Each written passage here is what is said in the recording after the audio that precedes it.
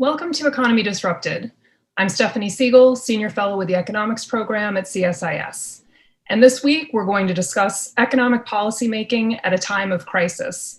And in the current context, I think it's fair to say multiple crises given the challenges the country currently faces. As you watch, you can submit your questions at the link below. And I'm Matthew Goodman, Senior Vice President for Economics at CSIS and co-host of Economy Disrupted. Delighted you could join us for episode 7. We're going to speak with our guests for about 45 minutes, and then we're going to wrap managing director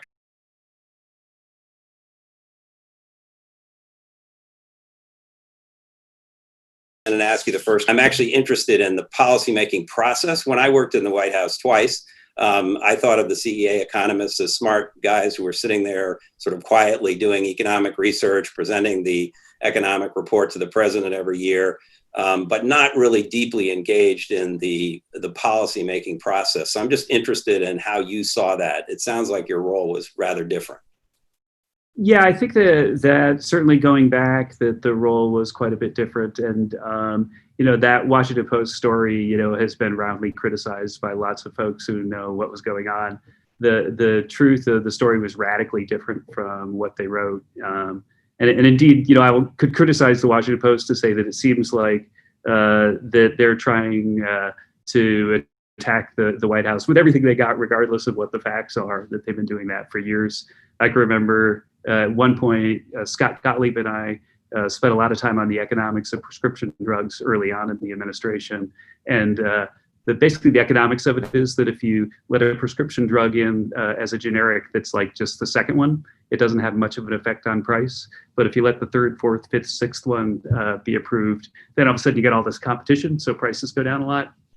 And so the FDA prioritized, because of the economics, having like the third, fourth, fifth, or sixth prescription drug approved.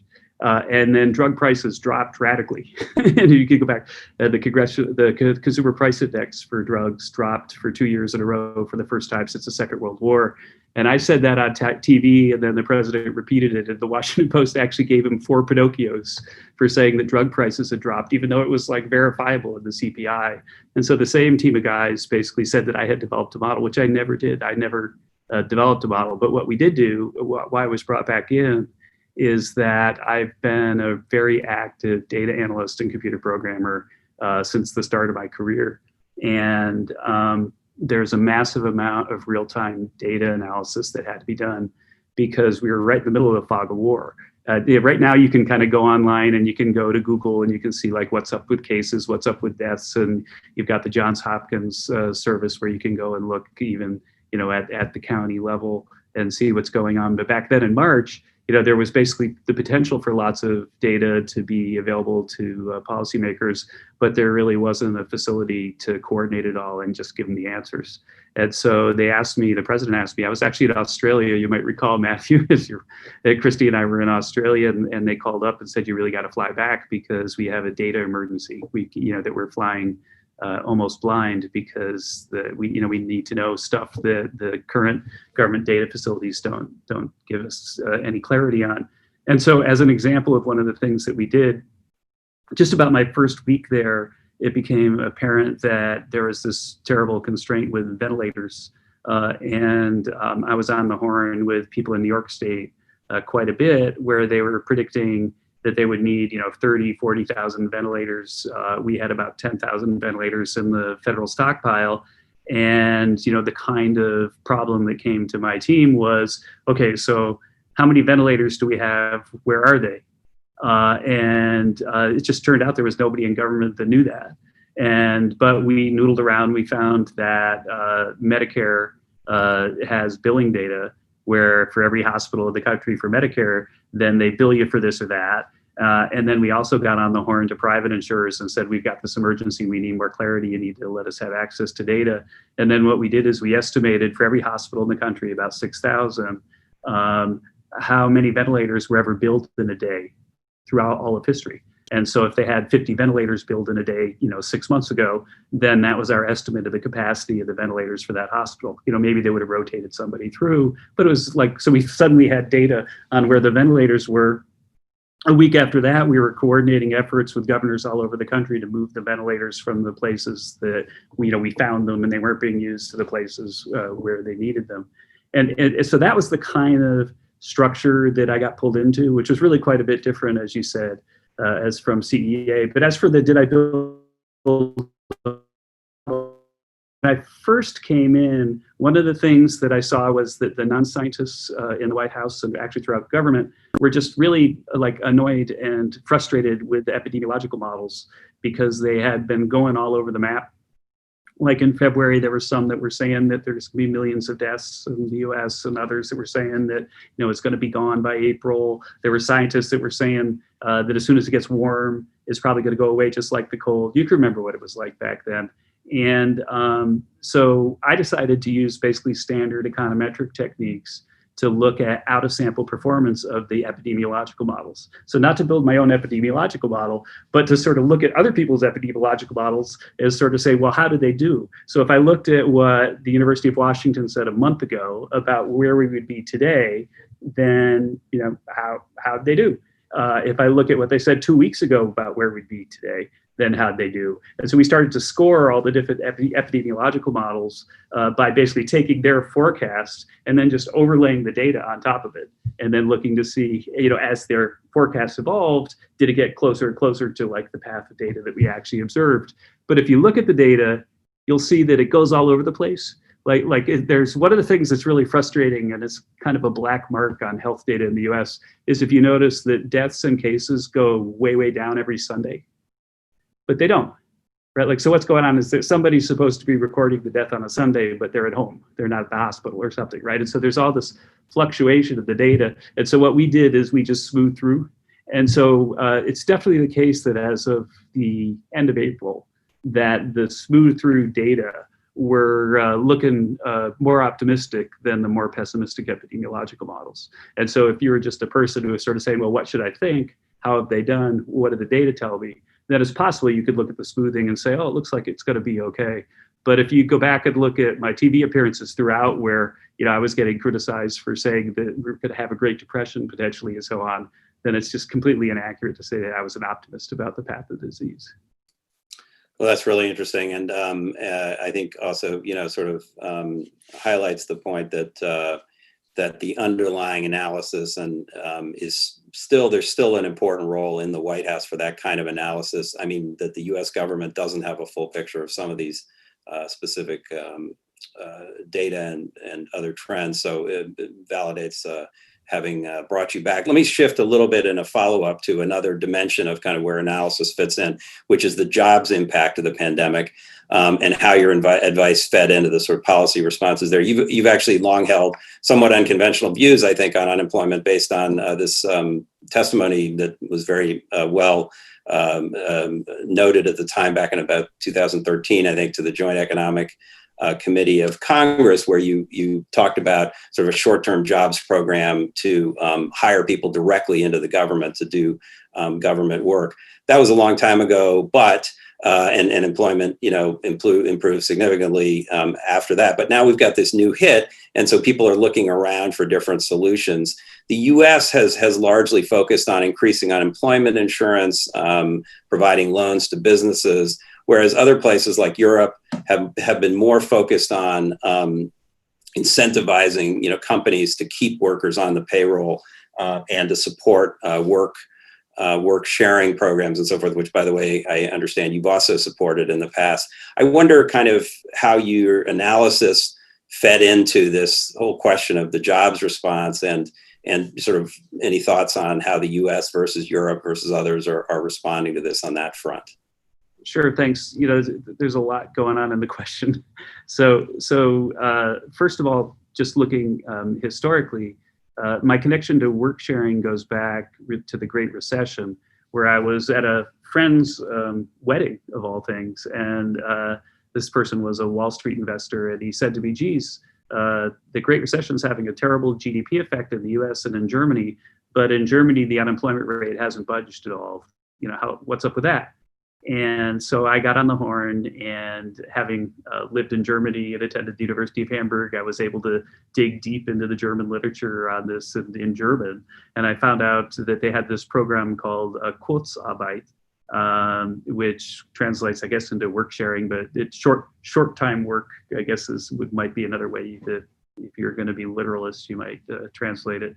And I think that I was very instrumental back then in popularizing the idea that you should adopt a German-like program of work sharing. I worked closely with Senator Jack Reed of Rhode Island, a really terrific guy, to put a bill together that actually passed, where the federal government encourages and subsidizes work sharing.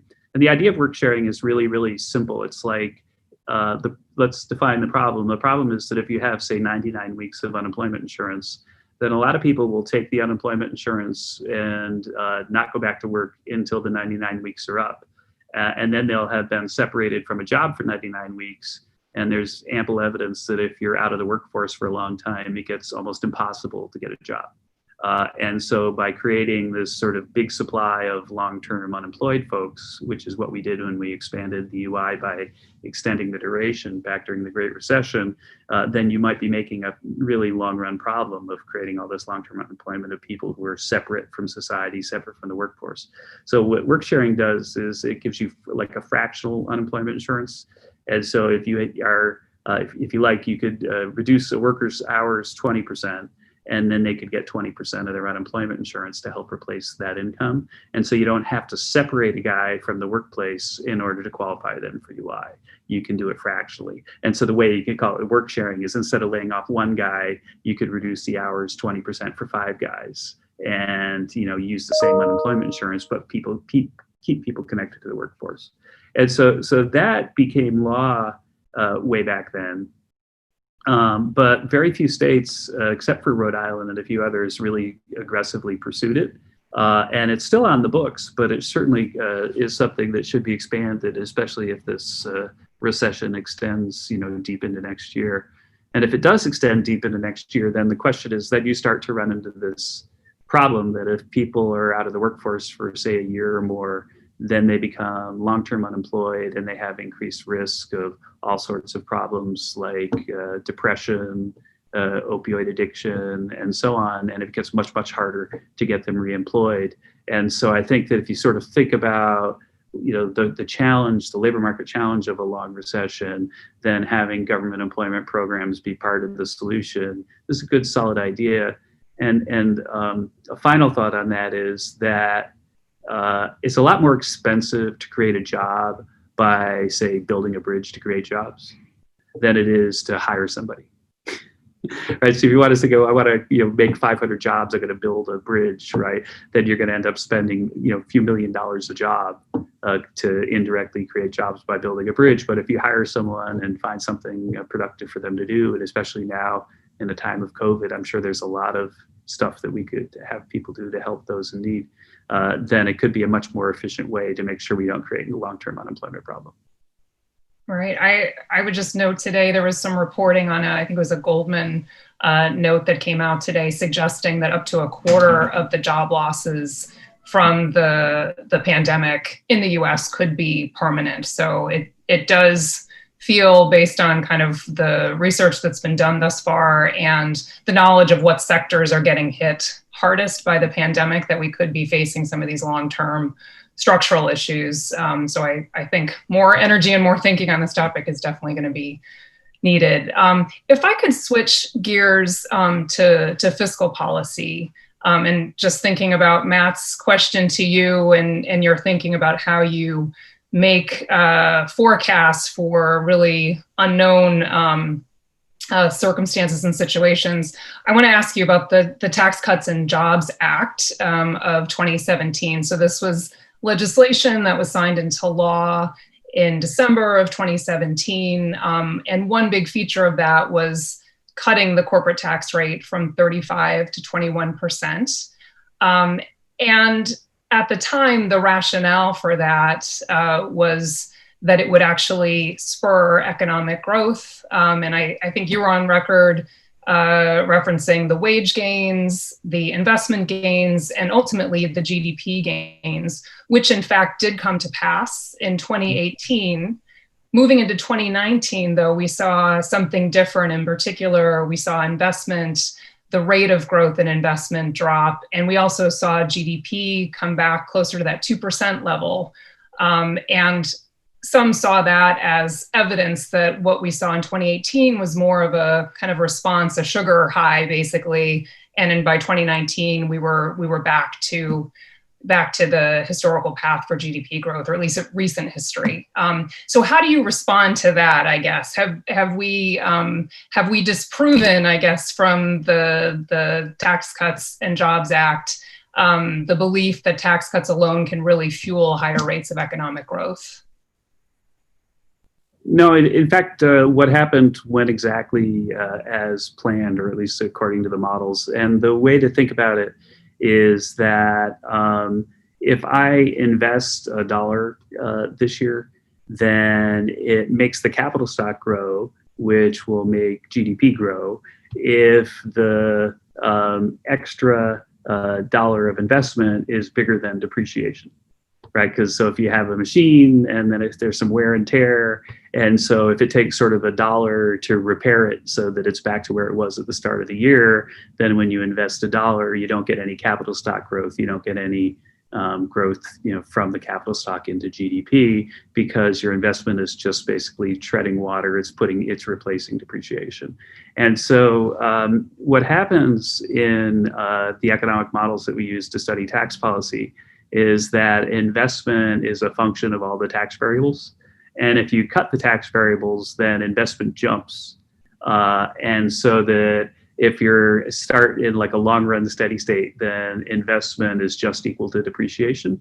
And then if you cut taxes, then investment jumps to a new level. So say instead of investing $1 a year, we invest $1.50 a year. And now the capital stock goes up by 50 cents because we needed $1 to counteract depreciation. And then we got the 50 cents in capital stock growth, which can turn into GDP growth. And so what happens, what you would expect to see if the tax policy worked the way we thought, is that the level of investment would jump right at the beginning and then stay at the higher level. And then the capital stock would grow and give you more and more GDP over time. And there's one technical detail that sort of makes you have to account for, which I've seen some analysts fail to, which is that the Tax Cuts and Jobs Act, it's true that it really took off in 2018. But when it was being legislated, they said that the corporate tax expensing of investment would be retroactive to October. And so what happened was that once people kind of knew it was going to pass, let's say it's November, that if you bought a machine in November, then you could expense it at 35 cents, 35%, because that's what the corporate rate still was. And then if you bought it in January, you'd expense it at 21%. And so you got a much bigger tax advantage to invest right before the law was enacted, actually, because of the retroactivity in the law. And so we saw this huge spike right before the law was enacted in investment, which is exactly what theory would say. Then it went up a little bit from there and then stayed at a high level, and capital stock grew and wages grew. And so the wage growth that we saw was just about what we expected. In fact, it was actually a little bit faster than expected. I think that the income, I'd have to get the latest number because we have had such a big decline right in the second quarter, but incomes were up, very close to the $4,000 that we thought would happen over 5 years already in 2. And so I'd say it worked just about the way we expected. Yeah. Yeah, we did also see, though, record levels of stock buybacks, which I think was the concern at the time, that companies might use that retained income not for investment, but for stock buybacks, which does seem to at least be part of the story. And at the end of the day, you are targeting GDP growth. And that's where, regardless of where we saw investment going, we saw GDP kind of falling back closer to 2%. And I think that's the question, I guess, is whether or not it's possible to get to that 3% or more rate of growth just through tax cuts. Sure. I mean, I think we were going to have 3% the first quarter of this year before COVID came in, if you looked at all the data. early on. I think the repurchase point is an interesting one because it's a sort of common misconception about how to think about the tax cut effects, that there are really two effects. One is on the stock and one is on the flow. And so we have all these companies like Apple and the big drug companies that had all this cash overseas, and it was stuck in Irish subsidiaries. And because we were going to charge them this really high 35% tax if they mailed the money home to pay it out as a dividend or repurchase shares or use it for investment, they just left it over there in Ireland. And then because of the tax cuts, that sort of 2 to 4 trillion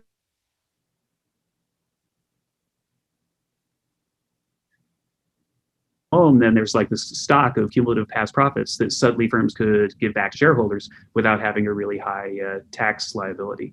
And that's different from the sort of incentive effect of the user cost of capital that we talked about previously when we were comparing it to depreciation.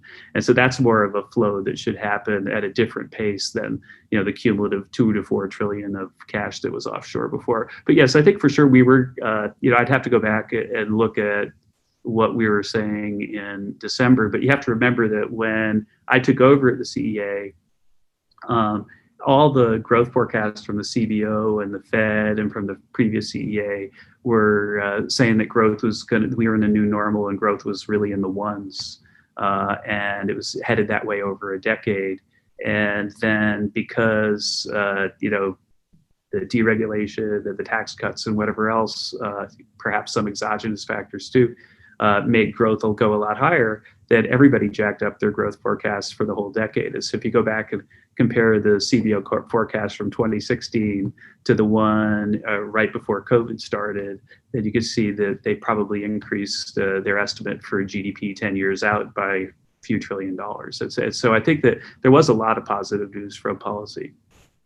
Well, and another reason beyond kind of what the resulting GDP might be, that folks are really focused on fiscal policy right now. And the last episode we did of Economy Disrupted focused on debt sustainability and our fiscal position. Coming out of this crisis, when we do come out of the health crisis, we're going to be left with record levels of public debt. And there's a question, I guess, of what are the policies to get us back in track as far as fiscal sustainability goes. So I guess a two-part question there. One, do you share these concerns about our long-term debt and fiscal sustainability? And I guess depending on that answer, what is the right kind of mix of policies on the revenue and expenditure side to achieve that sustainability? Yeah, thanks for that. So that you're right, the debt levels are really obscenely high, and that's a policy challenge for whichever party controls government going forward. And what will definitely have to happen, hopefully sooner rather than later, is what the term of art, what economists call a fiscal consolidation, which is where the government basically looks at all of its sort of future assets and liabilities and tries to align them better. The fact is, right now, if you're thinking, well, let's suppose that the COVID crisis ends, and then an investor has to think, geez, should I be optimistic about the future of the American economy? And you see this massive deficit, then you start to think, well, geez, maybe they're going to cut spending a lot, in which case, that'll reduce GDP. And so maybe they'll have a recession from cutting the spending, or maybe they're going to increase taxes a lot, in which case the higher taxes are going to depress growth and maybe give us a recession from the higher taxes. And so either way, it doesn't look so good, right? And so the lesson from the literature, Alberto Alesina at Harvard was one of the earlier contributors to it, is that once you reach a state where your debt level is so high that like a reasonable person would look at it and say, geez, I wonder how they're going to work this out. Then if you fix it, it could actually have positive growth effects, because there's kind of like this sigh of relief effect. It's like, oh, well, actually, they're not crazy. They understand that they need to fix it. Matt Jensen at AEI and I wrote a review of the literature on fiscal consolidation a few years ago. And I'm sure if anyone Googles Kevin Hassett, Matt Jensen, fiscal consolidation, they'll see it right away. And so what we did is we looked at a really large sample across countries that had pursued fiscal consolidations over time. And what we did, the purpose of our paper was to look at the consolidations and divide them into two groups, consolidations that worked and consolidations that didn't work. And the metric that we used for whether it worked or not was what they said their own objective was when they passed the consolidation. And so you know how if you passed a bill in Congress, then the CBO will say something like, this will reduce the deficit by $1 trillion over 10 years or something like that. And so then we look to see, well, did the deficit actually go down by $1 trillion? And so we did that with a big sample across country of, I forget exactly how many fiscal consolidations, but dozens. And we found that the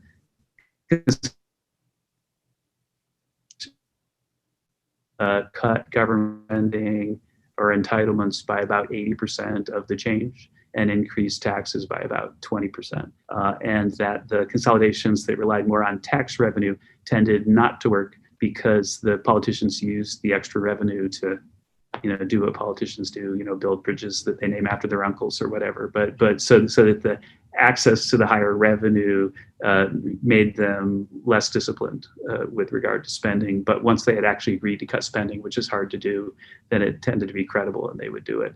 And so for me, I would think you'd have to think about clever ways to reform Social Security and Medicare and do it, obviously in a progressive way to restore some kind of long-run solvency. But if you don't go after the entitlements, then you're not going to get anywhere. I'm sure there's a lot more to discuss on that. We could do the rest of the program and several others just on that. But let me try and shift gears a little bit and talk to you about trade. I don't think it's an exaggeration to say that you've for a long time been an avid supporter of free trade. But that's not a popular position on either side of the aisle in Washington these days. And in fact, protectionist pressure, if anything, has been building up with people seeing the inadequacy of our supply chains for critical medical equipment and so forth. But even before the pandemic, you had growing concerns that the benefits of trade were not being distributed evenly, where CEOs and managers were getting a lot of the benefit of the profitability of global supply chains and offshoring, and workers were losing their jobs and not getting that benefit, except as consumers, of course. But that leads really to the question: how do you make the case for trade in this environment against those headwinds? And are you worried about this backlash against trade? Is it in terms of just the impact on growth? Yeah, that's another really deep dive question, and especially here at CSIS that you've got the world's leading experts on these topics. In fact, you're probably the most relevant guy for the big problem, which is China. We're going to get to that. Yeah, I know, but I'll just sort of say that I think that there's a lot of weird stuff that goes on in trade policy, and the economists. When we talk about free trade, then we have trade models where trade is one sentence in the model, and the trade deals are thousands of pages of special rules about this and that, and so the trade space is a very convoluted one. But I don't think that I think that the benefits of free trade clearly dominated the costs until China entered the WTO, and then I think that. There are economists, Otter at MIT, Schott, Peter at Yale, that have looked at the sort of disruptive effect of Chinese mills shutting down American mills, and then mill towns sort of turning into pockets of despair and so on, and that basically you could start to feel it politically in the U.S. where Barack Obama. One of his main topics in the primaries where he disagreed with Mrs. Clinton was NAFTA. You might recall he deeply critical of NAFTA because of all of the harm it had caused to folks. And I think that there are a lot of economists, especially conservative economists, who sort of poo-pooed that harm. But that if you look at the overwhelming literature now, that it's just massive, the disruption from China entering the WTO. And when I got to the White House, dug even more into things like intellectual property theft. And you guys probably saw the report that we put out, the White House, the CEA on that. And I even got to the point where, while I was still at the White House, that I would even advocate it now, that I think that probably they should kick China out of the WTO. That it's basically just such a miscreant that it's stealing everybody's IP. It's subsidizing competitors and putting competitors out of business, and that they they're a challenge to the World Trade Organization, to the World Trading System, because they just don't play by any rules. And again, when you're in the White House, you get privy to intelligence on things that are going on that can be pretty, I guess, startling. But there's a lot of public stuff too, like you know about the solar panel stuff and the Chinese theft of all the IP in the solar panel industry, and then they sort of put all the problem with trade really is not that big a deal in terms of the net effects on growth until you get like a big misbehavior. And the challenge of trade going forward is what do we do with that? So, I have a follow-up, but Stephanie, you were going to ask a question about China. Do you want to ask a follow-up on that? And yeah, I would, Kevin, and you were kind of alluding to it there. As far as what is shaping the U.S.-China relationship right now. I think at the start of the Trump administration, it was clear that there was tension in the relationship, but I think it was largely viewed as around economic issues. And I think you had even mentioned in one of your press appearances that there was great upside if we could get China to play by the rules, and great upside for both countries if China could play by the rules and be reciprocal as far as how it was treating U.S. companies. But if you listen to senior members of the administration now, it doesn't sound like it's purely an economic issue. It seems to go much deeper than that, and questioning whether or not the U.S. can even engage with China, or at least with the Chinese Communist Party. So what's you have been in a position where you can actually hear kind of what is the end objective or the ultimate objective of how we engage with China. Can you say a little bit about that and how much it actually goes beyond just the pure economic? Right. Well, first, with respect to the China trade deal, I when I speak to my friends who are still watching it every day, everybody feels like China is adhering to it quite aggressively, that they're trying to keep that deal alive. But at the same time, we've got what's going on in Hong Kong. We've got what's going on with the Uyghurs in the South China Sea. Reports about the kind of human rights violations associated with the way the Chinese appear to be testing COVID vaccines. Even, I mean, their behavior is not the kind of behavior that you would sort of want an ally to engage in. And so I think that their behavior has gotten worse and worse since the Trump administration began, and that there's a big crackdown going on right now, and that who knows where it's going to end. But I think that it's not really necessarily just the trade story. It might not even be the trade story, the economic story at all that's most relevant. And indeed, in the trade space, they seem to they're kind of playing nice, I think, right now, because there's so much else that's going on that is more important to them. Well, there's a lot, again, to follow up there on both China and on trade generally. I hope there's a question that's come in that we may get back to that sort of touches on some of this. But I just don't want to not ask you about another topic, which you've also actually been ahead of your time on, which is climate change and the response to that. That's another big disruptive force that we're going to have an episode on in this series. I think back in 2007, maybe earlier, but that was the earliest thing I could find where you were talking about this in a paper with some of your AEI colleagues. And you actually, among other things, proposed a carbon tax or an approach to carbon taxation that was interesting, a controversial idea even today. Just wonder, three-part question: do you still think a carbon tax is a good idea? How would you structure that? How would you calculate it so that it was fair to especially to low-income households? And would you, related question, would you favor a carbon a border tax to equalize or to offset the disadvantage to U.S. firms from other from the treatment of products from other countries? Yeah, thanks. First, I think that if you were to ask anyone, it certainly goes back to the first thing we talked about, Matthew, where, geez, all of a sudden I'm leaving Australia and going back into the White House and running a data operation in an emergency for zero salary, by the way, right, as a volunteer. Thank you for your service, really. The fact is that we were really underprepared for the pandemic. At CEA, we wrote an article the fall before, about a year ago, about pandemics and the risk and how we're underprepared for it. But I think that everybody would agree that the government wasn't well prepared. And I think that of just one president, it's like a cumulative problem that's built up over time.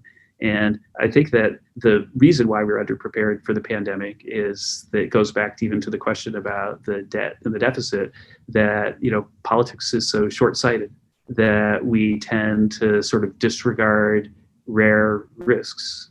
And I think that, one thing, sort of mathematically, a rare event like getting hit by an asteroid or a volcano exploding or a pandemic, that a rare event you could think of as something that's got, say, a 1 in 100 chance of happening, and so over 100 years you're probably going to see one. Climate change is probably a little bit different from a rare event, like philosophically, in the sense that it's not necessarily so low probability, but the real harm is probably farther off in the distance. And so at expected value, I think a rare event and climate change are very, very similar. And so I think that to the extent that Americans recognize, which I think they should, that we haven't thought nearly carefully enough about how to prepare for rare catastrophic events, should increase the demand for thinking about, well, what should we do to prepare for the possible negative events associated with climate change? And so, one of the carbon tax. I think my first paper was 92 on a carbon tax. I was, that paper with Gib Metcalf, who's a well-known economist in the space. We looked exactly at your question, Matthew, and then we followed up 3 or 4 times to update it, which is like, if we had a carbon tax, what would the incidence of it be? And we had a surprising result, which has been replicated a number of times. But it's that a carbon tax is actually about neutral, might even be slightly progressive, which is surprising to folks. And the reason is that when you consume energy, which the price of it goes up a lot if you have a carbon tax, at $25 a ton, you get about a 10% increase, say, in the price of heating oil and gasoline, about an 85% increase in the price of coal, something like that. And so energy gets more expensive, electricity too. And so since poor people consume more energy as a share of their total consumption because the gasoline bill and the home heating bill and stuff like that, then the direct incidence of the carbon tax looks very regressive.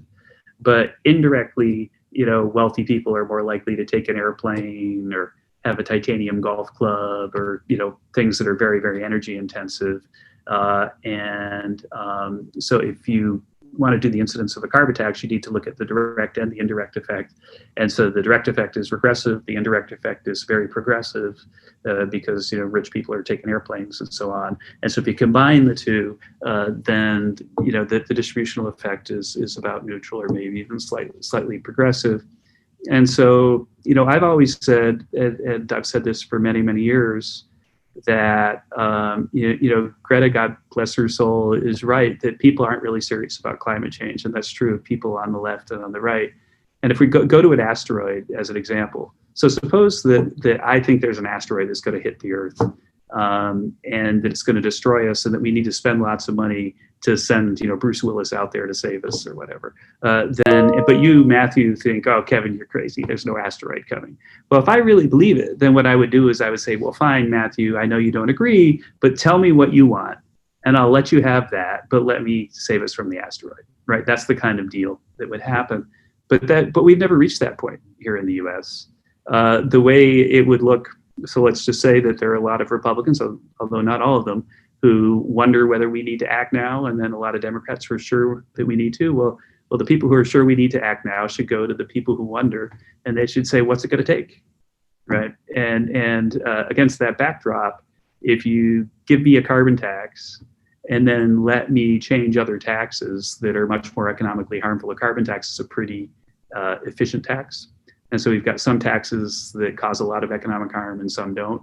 And if you give me the revenue from a carbon tax and let me jigger some other taxes, then I could increase economic growth irrespective of the effect on climate change.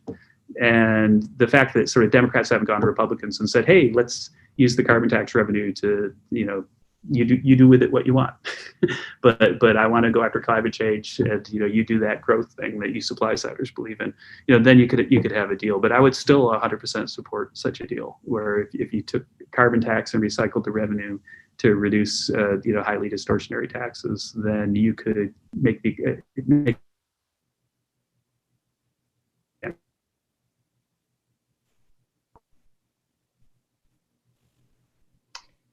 Kevin, I think you broke up, at least on my end from Zoom, so I didn't want to cut off your concluding thought there. I would say the one caveat maybe to what you said, I think the United States is unique in the sense that up until very recently, there wasn't agreement on the fact that there was an issue with climate. So you might have one side going to the other with a proposed solution, but if the other side isn't necessarily agreeing that there's an issue to be dealt with, you'd be challenged to make progress, I think. But if I turn now to the questions that we received, actually quite a few on a few of the things that we've already discussed here on some of the fiscal issues, but also a few related to China, if I could just pick back up on that, and actually a very specific question that we received, which was whether the Trump administration, not that you can speak for them now, but given your background, if the Trump administration would support a free trade agreement with like-minded partners, including Taiwan, if Taiwan's government solves the existing trade issues. So any thoughts on the prospects for an agreement with Taiwan?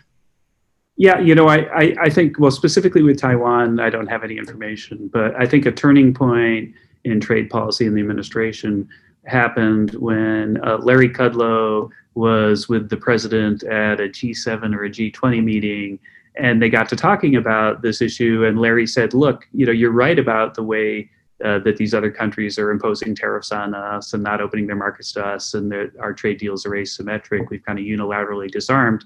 But if we could get them agree to zero non-tariffs barriers unilaterally, would you do that? And the president said yes. And so I think that, it's a wide open trade deal where you're basically just saying, yeah, let's just get rid of all barriers, that the president would take it.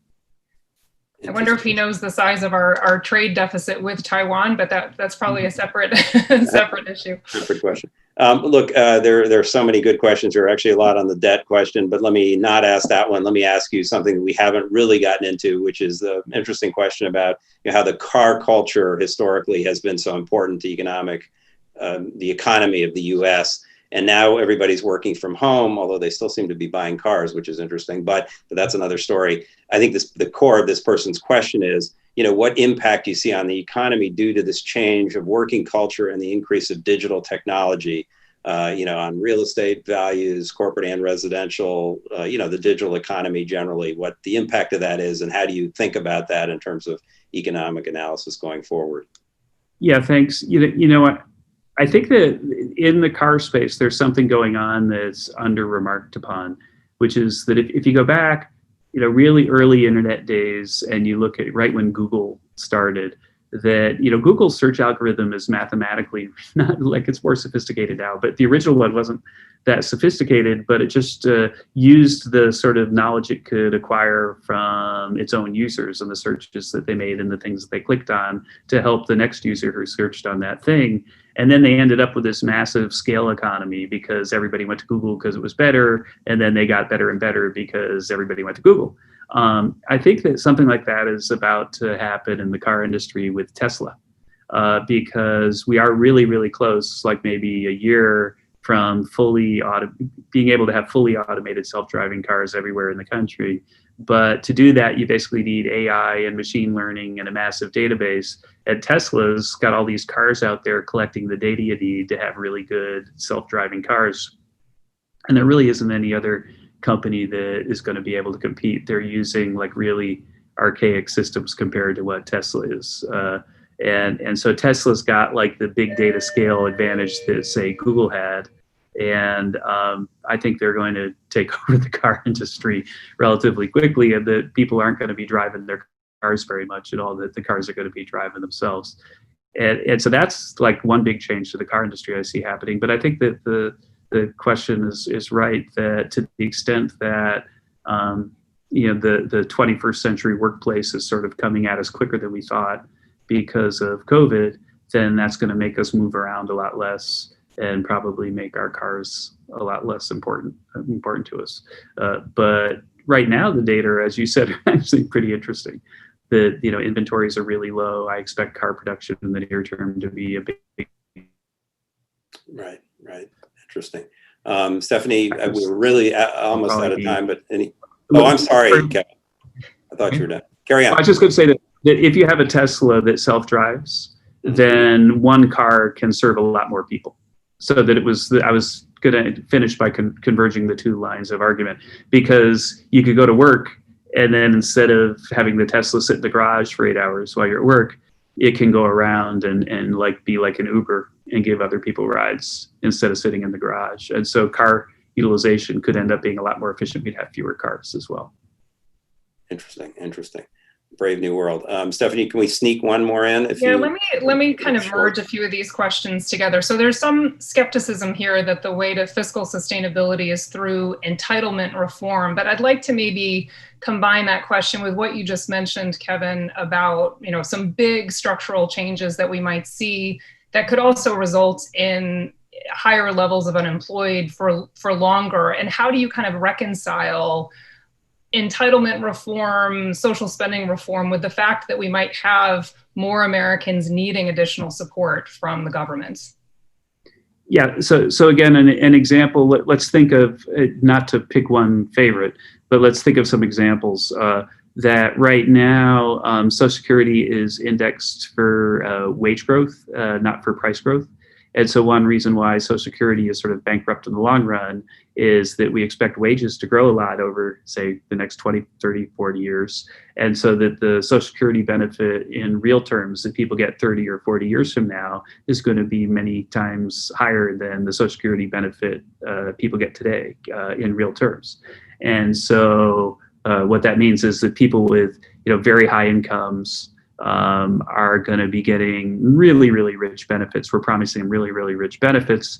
People with low incomes are getting rich benefits, but not really, really rich benefits. And so what you could do is you could reduce the benefit at the top and save a lot of money by changing the indexing, once you get to a certain point from wage growth to price growth. So you would lock in today's real benefit, but not have it grow with wages forever. Another proposal that could address like the kind of near-term things that we're talking about is that if you agreed to retire when you retire 40 years from now or whatever, a year later, then you could save the government a lot of money off in the future, because they're going to have to pay you 1 year less Social Security. So the government could compensate you today for agreeing to that bargain.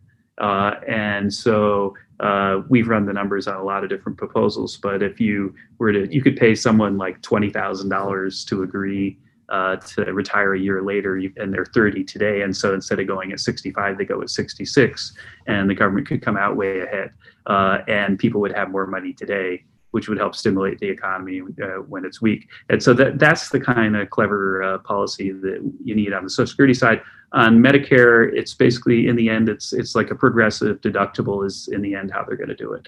And so they're going to say, hey, if your retirement income is above X, then the first, $20,000 of health expenditures or $10,000 of health expenditures, I don't know what the number is, will be out of pocket. But if your income's below that, then it'll be the same program that we have today. And so that's the kind of thing that would address the balance plus the fairness that you discussed. Well, there's a lot more to discuss on that and on the many other topics that we didn't get to. Thank you to the questioners for those great series of questions, and we're sorry we couldn't get to everything. But let me say, unfortunately, we have to end there. But thank you so much, Kevin, for giving such thoughtful answers to such a wide array of topics, and we really appreciate it. And thank you for coming on and joining us. And Before we end, we're going to do our usual segment of the bottom line. And we've got a special guest this time from Australia. This is our effort to look at other disruptive forces and how others are dealing with them. And we're delighted to have Gordon de Brouwer, who is in Canberra, and he is a senior advisor to our program, the CSIS Economics Program. He's held a number of senior roles in the Australian government. He was the head of the Energy and Environment Department in his last job, but he was also G20 Sherpa, and he's a brilliant economist and a good friend. Gordon's going to discuss the Australian policy response to COVID-19, which has been hit pretty hard by the crisis. By the way, their growth is expected to drop 6% in 2020, and effective unemployment is above 12%. So they have not been immune from this, even though they've had sort of 30 years of positive growth. So with that, I want to thank you all again. Thank you, Kevin. And now we'll go to the bottom line.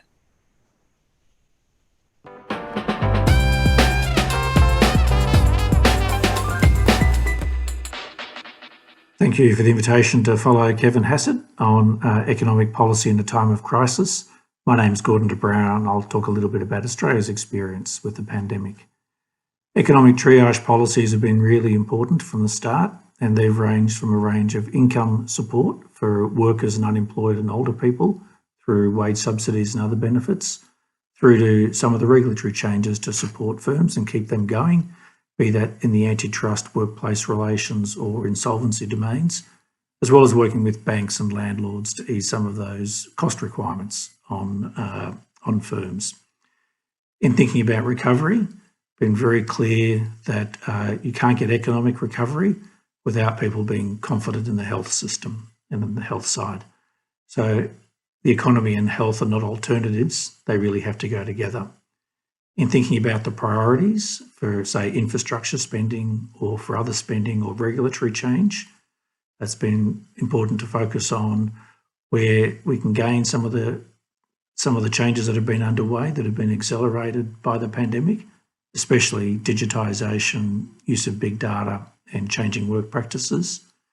It's been also important to focus on some of those pre-existing problems, particularly around low productivity growth and low wages growth, and focus then on building up human capital and skills and the creation of new firms.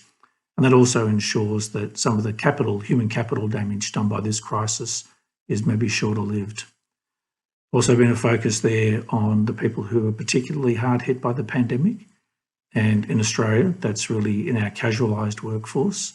That's younger people and women in particular, and making sure that the impacts on them are mitigated and the long-term impacts are reduced. I think we've realised that this crisis is as much a social dimension as a social dimension, and that goes really to trust in public institutions. One of the great things the government's done is set up a national cabinet where the Prime Minister works directly with the heads of the state and territory governments in finding health and economic solutions. That's been a really big success and has had a really deep impact on people's trust actually in government and in public institutions. And we really want that to continue.